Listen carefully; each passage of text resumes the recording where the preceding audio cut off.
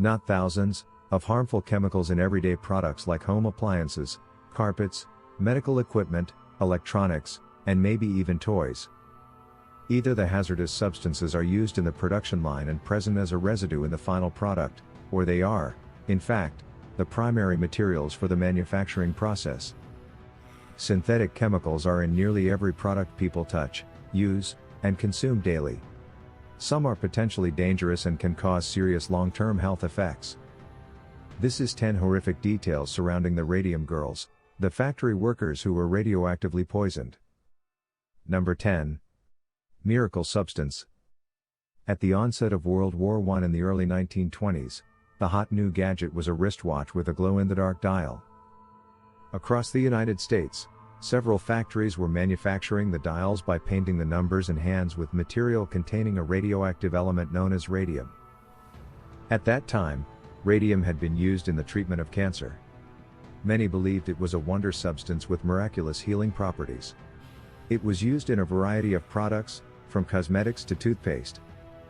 Number 9. Expensive material. Radium was all the craze back then. The material cost the equivalent of around $2 million of today's money for every gram. Female workers in the dial companies believed they were getting health benefits from direct exposure to radium. French physicists Marie and Pierre Curie discovered radium in 1898, and its properties were not well known even 20 years later. Despite the unknown, some salespeople promised that it could increase sex drive and extend lives. Doctors also used it in the treatment of colds. Number 8. Lip pointing. Young women in the United States were interested, and they applied for a job in the companies. They were told to paint tiny numbers on wristwatches dial for about 5 cents per watch in the factory. Since the numbers were pretty small, part of the routine was to put the tip of the paintbrush between the lips to sharpen the tool, a technique called lip pointing. Each watch has 12 numbers, and a worker could paint up to 200 eyes per day. From every lip pointing, the girls swallowed a tiny bit of radium. Number 7. The girls. Dial painting was tasked to women in 3 different manufacturing facilities: U.S. Radium Corporation based in Orange, New Jersey beginning in 1917, Radium Dial Company in Ottawa, Illinois established in 1922, and another unaffiliated plant in Waterbury, Connecticut that supplied Waterbury Clock Company. The term Radium Girls applied to every single female factory worker whose job was to paint luminous dial. Due to the careless technique, they contracted radiation poisoning. They did not suspect any problem until many of them began to suffer severe symptoms, including deterioration of jawbones and cancerous tumors. Number 6. Amelia Molly Maggia. One of the first female workers to experience multiple illnesses was Amelia Maggia, who painted watch dial at the U.S. Radium Corporation based in Orange, New Jersey. She suffered from toothache, which later required removal of the tooth. It didn't take long before the tooth next to it had to be extracted as well. Other symptoms were bloody painful ulcers where the teeth had been. Malady continued to spread throughout her mouth, lower jaw, and other parts.